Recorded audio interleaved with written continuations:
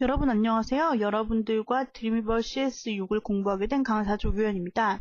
이번 시간에는 홈페이지의 뼈대가 되는 프레임에 대해서 알아보도록 하겠습니다.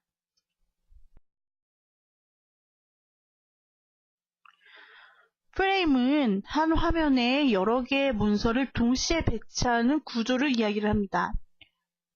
좌측에 보여지는 3분할 구조를 한번 볼까요? 네. 여기서 보시게 되면은 탑과 센터와 풋으로 나뉘어 있는 모습을 확인을 하실 수 있습니다. 일반적인 웹사이트를 한번 생각을 해보세요. 일반적으로 여러분들이 웹사이트를 돌아다니시다가 보시게 되면은 탑이 메뉴바로 구성이 되어 있고 또 로고가 달려있는 이런 구조가 있습니다. 그죠? 그 다음에 풋 부분에는 카피라이트나 사업자 등록번호나 연락처 이러한 부분으로 일반적으로 구성이 되어 있습니다. 그 다음에 센터에는 이제 본문이 이제 들어가고 컨텐츠가 계속해서 바뀌며 들어가게 되죠. 이때 메뉴바인 탑과 카피라이트 들어가는 풋 부분은 변경이 되지 않습니다. 그죠? 메뉴바와 풋은 그대로 있으면서 센터 부분만 변경되는 것을 보실 수 있었을 거예요. 네, 이러한 것이 눈으로 겉으로 보기에는 하나의 페이지처럼 보이지만 실질적으로 구조를 파헤쳐 보게 되면은 이렇게 하단에 보이는 것과 같이 탑과 센터, 풋 이렇게 3등분 구조로 나뉘어 있는 것을 보실 수가 있습니다.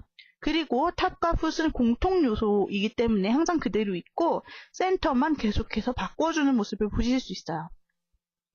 이런 것을 틀이라고 할 수 있죠. 이런 프레임 구조라고 말을 하는데요. 공통 요소를 사용하고 또한 이렇게 항상 몇 등분된 그러한 틀을 만들 때 사용을 하는 것입니다. 이러한 프레임 구조의 특징은 이렇게 탑과 센터나 풋이 구성이 되어 있을 때 탑, 센터, 풋이 각각의 HTML 파일로 따로 저장이 되어 있다는 점입니다.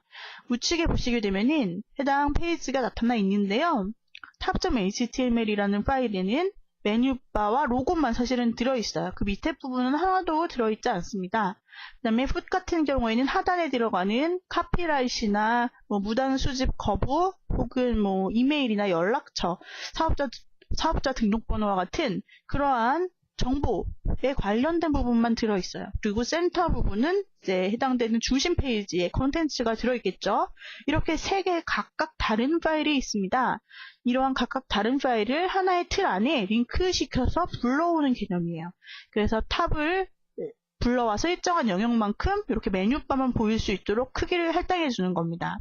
풋도 마찬가지로 하단에 불려와서 하단만큼만 보여지도록 높이를 할당해 주는 거예요. 그리고 남은 센터 부분에다가 만들어 놓은 center.html 이미지를 가져와서 이 파일이 계속 보여지는 것으로 나타내 주는 그런 3등분 구조입니다. 실질적으로 이 페이지에 있는 게 아니라 외부에 만들어진 파일이 가져와지는 거죠. 그래서 한 페이지처럼 보여지는 겁니다. 이렇게 틀을 만들어주는 것을 프레임 구조라고 말을 하고 홈페이지를 만들 때 굉장히 많이 쓰는 구조라고 할 수가 있습니다. 이러한 프레임의 가장 큰 장점이라고 할 수 있는 것은 바로 공통요소라는 것이겠죠? 공통요소에 해당하는 이 탑과 풋입니다. 만약에 여러분들이 이 프레임을 사용하지 않고 이와 비슷한 테이블을 사용을 했습니다. 테이블을 사용하여 3열 1행으로 탑, 센터, 풋을 만들어 주실 수 있잖아요. 그런 식으로 만들어 주시고 10페이지를 만들었어요. 센터 부분만 각각 다르고 탑과 풋은 똑같은 10페이지를 만들었는데 갑자기 탑 부분과 풋 부분에 조금씩 수정할 일이 생겨서 수정을 해야 된다라고 한다면 10페이지를 전부 다 열어서 수정을 하셔야 되는 그런 번거로움이 있겠죠. 그런데 프레임을 사용해서 공통 부분을 외부에서 이렇게 링크를 시켜서 가져온다라고 할 경우에는 만약에 변경사항이 있을 때에도 외부에 링크되어 있는 탑과 풋 그 개별적인 파일 하나만 이렇게 수정을 해주시게 되면은 그것이 모든 사용된 페이지에 반영이 되는 것이죠. 그래서 전체적으로 수정이 된 것과 같은 효과를 낳게 됩니다. 그렇기 때문에 이 공통 부분을 프레임으로 사용을 하는 것은 굉장히 중요하고 효율적인 일입니다. 이러한 프레임을 이제 만드는 방법을 아셔야 되겠습니다. 드림위버에서 이러한 프레임을 삽입을 하시기 위해서는 삽입 메뉴인 인서트 메뉴에 들어가 주시고 중간에 보이는 HTML이라는 메뉴에 들어가 주시면 됩니다. 여기서 보시면 두 번째 프레임즈라고 되어 있는 메뉴가 있는데 이것을 누르시게 되면 어떤 구조로 프레임을 나눌 것인지를 선택할 수 있는 선택창이 나타납니다. 여기서 상단에 있는 레프트, 라이트, 탑, 바텀은 기본적인 2분할 구조를 이야기합니다. 상하나 좌우로 나뉘어 있는 2분할 구조. 기본적인 구조죠. 그것을 나타내는 것이고 그 이외의 메뉴들은 3분할 구조를 나타냅니다. 3분할이라고 하면 예를 들어서 이와 같은 전체적인 페이지에 메뉴가 있고 그 안에 또 이렇게 좌우가 나뉘어져 있는 그런 구조가 있죠. 예, 그러한 3분할 구조를 각각 어떻게 좌우로 나뉠 것인지 상하로 나뉠 것인지 그런 부분을 나타내는 것입니다. 예를 들어서 우리가 2분할 구조를 선택을 하고 편집 모드에 들어오게 될 경우에는 다음과 같은 화면을 볼 수 있습니다. 여기서 편집 모드 부분에서 지금 좌우로 이렇게 프레임이 나뉘어 있죠. 이것이 편집 모드 자체에서 확인을 해주실 수 있습니다. 네, 그 다음에 프레임즈라는 패널을 통해서 이 프레임을 선택하고 관리를 할 수 있는데요. 프레임 작업을 하실 때는 꼭 이 프레임즈라는 패널을 꺼내어 주셔야 합니다. 이것을 꺼내시는 방법은 윈도우즈 메뉴에서 프레임즈를 선택을 하시는 방법이라든지 아니면은 단축키인 Shift F2를 선택을 해주시면 되는 부분이 있습니다. 그래서 이와 같이 프레임즈 패널을 선택하고 또한 해당되는 부분을 각 프레임이나 전체적인 프레임 셋을 선택을 해주실 수가 있어요. 전체적인 프레임 셋을 선택을 하실 때는 프레임즈 패널에서 이 전체 테두리를 굵게 되어 있는 부분이죠. 이 부분을 선택을 해주시면 되고요. 그렇게 될 경우에 프로퍼티 부분에서도 역시 프레임 셋에 해당하는 프로퍼티가 나타나게 됩니다. 그러면서 몇 줄, 몇 칸의 프레임 구조라는 것을 이와 같이 프로퍼티 창에서 나타내주고 있죠. 이 상태로 이런 프레임셋이라고 하면 이 전체 틀이죠. 그것에 대해서 설정을 하실 수가 있습니다. 일반적으로 보더 값에 관련된 설정들입니다. 보더가 있을 것이냐, 없을 것이냐, 두께는 얼마나 될 것이냐, 컬러는 어떻게 될 것이냐 이런 부분이고요. 일반적으로는 0으로 설정을 해줍니다. 프레임 구조에서 틀이 굳이 보일 필요가 없이 한 페이지로 보여져야 되기 때문이죠. 네, 그 다음에 저희가 많이 사용하는 부분 중에 한 가지 바로 이 밸류와 유닛 값인데요. 이 밸류와 유닛 값 같은 경우에는 일반적으로 이제 픽셀을 사용을 하실 수도 있습니다. 절대값이죠. 그런데 1 relative라고 되어 있는 이 상대값도 많이 씁니다. 여기서 1과 relative라는 것의 의미를 좀 살펴보겠습니다. 네, 예를 들어서 여기서 1과 relative라고 써있다라고 한다면은 지금 2분할 구조에서 좌측과 우측이 있다고 해봅시다. 그러면은 여기서 좌측을 200픽셀이라고 설정을 했어요. 여기서 1이라고 하는 것은 첫 번째 나타난 프레임을 의미를 합니다. 그래서 첫 번째 나타난 프레임은 고정값으로 하겠다라는 의미가 되고요. 그 우측에 또 하나의 프레임이 있잖아요. 그 부분은 값을 설정을 안 하는 거예요. 상대값인 것입니다. 그걸 나타내는 게 relative인데요. 이것이 어떻게 쓰이냐 하면은 해상도가 각각 사용자마다 다르지 않습니까? 예를 들어 어떤 분은 1024를 사용을 하실 수도 있고 어떤 분은 1280의 가로 사이즈를 사용을 하실 수도 있겠죠. 그럴 때 좌측에 200픽셀이 된다면은 나머지 우측 부분은 사용자의 해상도에 따라서 달라지게 될 거예요. 어떤 분은 넓게 보이고 어떤 분은 좁게 보이겠죠. 그런 부분이 상대적으로 해상도에 맞춰서 변경이 된다라는 옵션이 바로 relative라는 옵션입니다. 이것은 상하 구조에서도 동일하게 유지가 되겠죠. 상하 구조에도 이런 relative 옵션을 이제 적용을 시킨다면 이런 구조에서 상단에 있는 첫 번째 값은 고정값으로 되겠죠. 뭐 150픽셀이라든지 이렇게 설정을 해주시면 역시 해상도에 따라 새로 영역이 달라지게 될 텐데 해당 부분을 relative로 설정을 해주시게 되면은 또한 해상도에 맞게 딱 맞는 프레임이 완성이 될 것입니다. 그런 식으로 상대 수치로 또한 지정을 해주실 수 있는 부분이죠. 그것이 프레임 셋이었고요. 그 다음에 프레임이라는 부분은 이제 이와 같은 프레임 셋 구조에서 한 칸 한 칸, 이런 한 칸 한 칸을 의미를 하는 것이 바로 프레임이죠. 이 프레임은 앞서서 봤듯이 외부에서 이미 만들어진 파일을 불러오는 것입니다. 즉 링크의 개념과도 비슷하죠. 그렇기 때문에 이것에 src라는 그 소스 경로를 가지고 오는 속성이 존재합니다. 이 src라는 소스 속성은 이미지를 삽입을 할 때 볼 수 있었던 속성인데요. 이 프레임에서도 동일하게 존재합니다. 그래서 좌측에, 우측에, 상단에 어떤 파일을 각각 가져올 것인지를 골라주시면 되는 거죠. 또한 스크롤이 생길 것인가, 스크롤의 유무를 설정을 해주실 수 있고, 이것이 다시 사용자에 의해서 리사이징 될 것인가 라는 부분을 설정을 해주실 수 있는데, 설정을 안 하실 경우 프레임은 보더가 있을 때 그 해당 보더를 드래그하게 되면은 높이나 너비가 변경이 됩니다. 그래서 이 부분을 고정으로 해주시고 싶으실 때는 반드시 설정을 해주시고요. 그 다음에 보더의 속성들을 선택을 하실 수 있고, 또한 페이지의 그 여백들을 지정을 해주실 수가 있습니다. 여기서 저희가 주의해서 보아야 할 것은 프레임의 이름인데요. 프레임의 이름을 지정을 해줄 수 있습니다.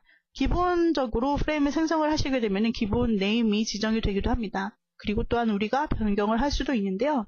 이때 만들어진 프레임 이름은 바로 링크의 타겟 부분으로 지정이 되게 됩니다. 우리가 링크를 배웠을 때 주요 타겟을 두 가지로 배웠었는데, 그 중에 하나가 언더바 블랭크라고 새롭게 창으로 뜨는 부분이었습니다. 그 다음에 또 하나, 그 반대되는 개념인 언더바 셀프는 자기 자신 자체가 변경되면서 원래 보고 있던 그 페이지에 링크된 메뉴가 뜨는 것이었죠. 그런데 프레임은 조금 다릅니다. 프레임 같은 경우에 이와 같은 상하 구조라고 할 경우에 상단에 메뉴가 있다면은 상단 메뉴를 클릭하면은 상단이 바뀌는 게 아니고 또 새 창이 뜨는 게 아니고 밑에 있는 이 부분이 바뀌는 것이죠.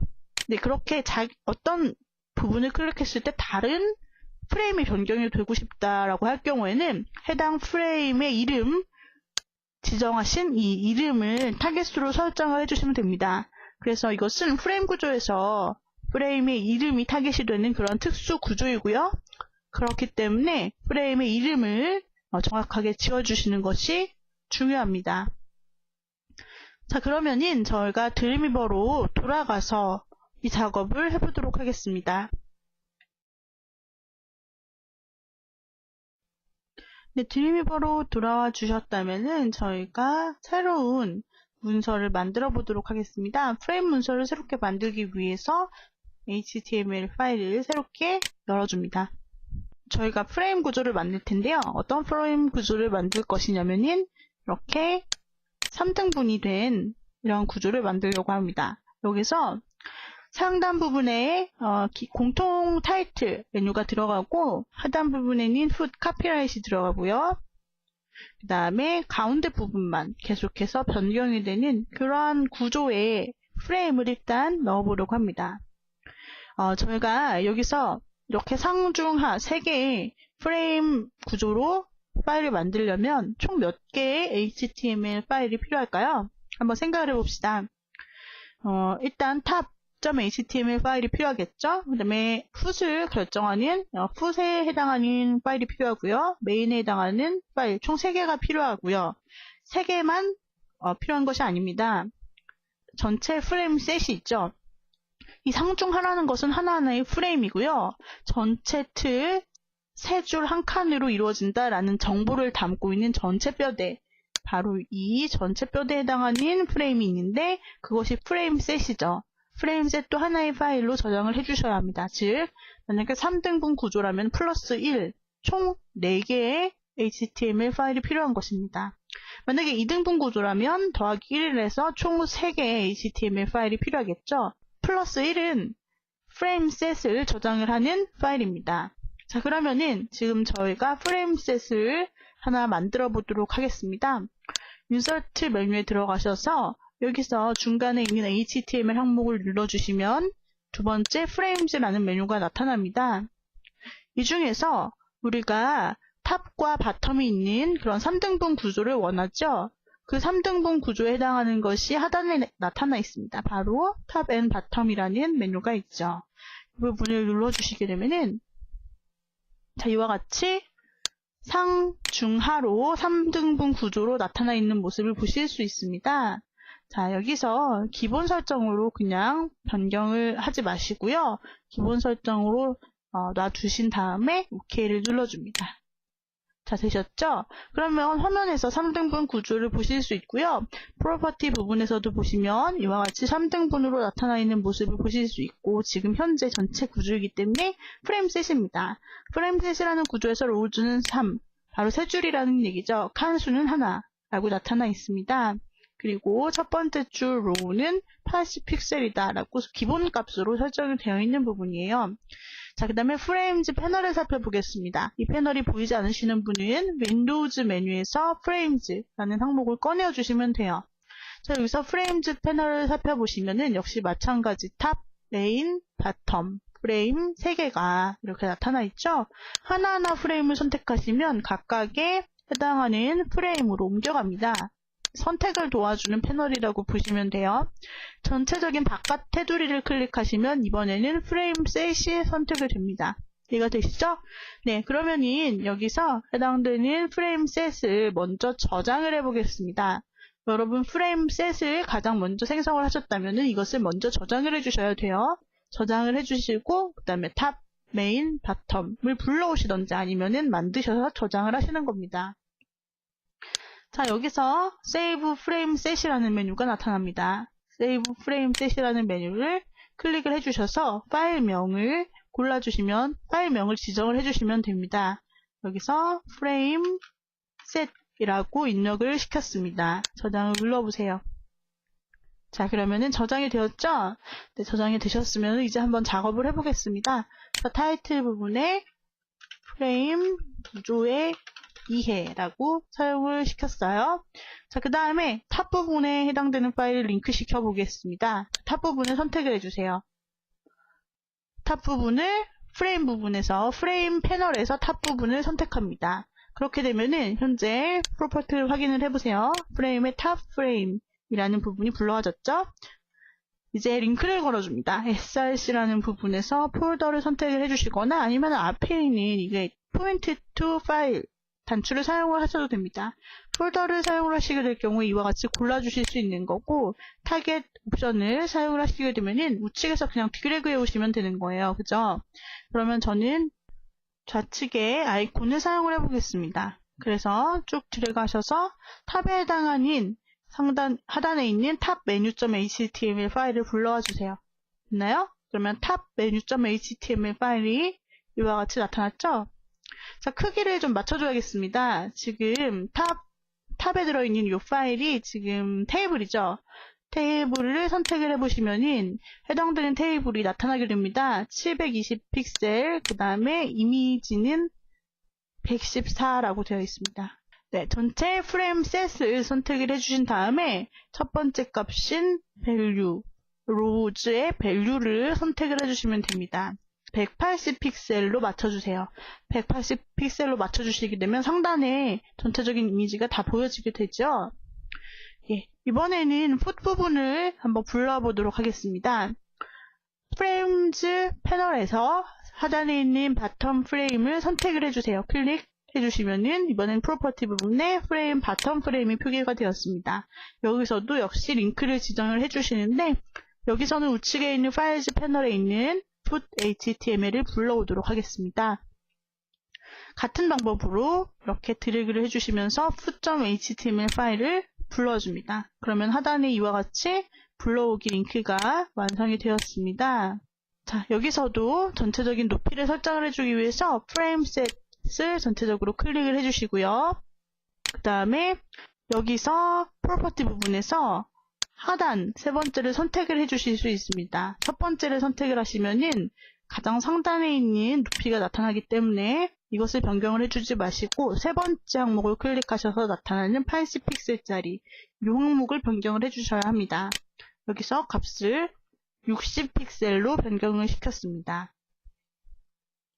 자, 그 다음에 다시 한번 프레임 셋 패널을 클릭을 해봅시다. 프레임즈 패널에서 프레임 셋을 전체적으로 선택을 해주시고요.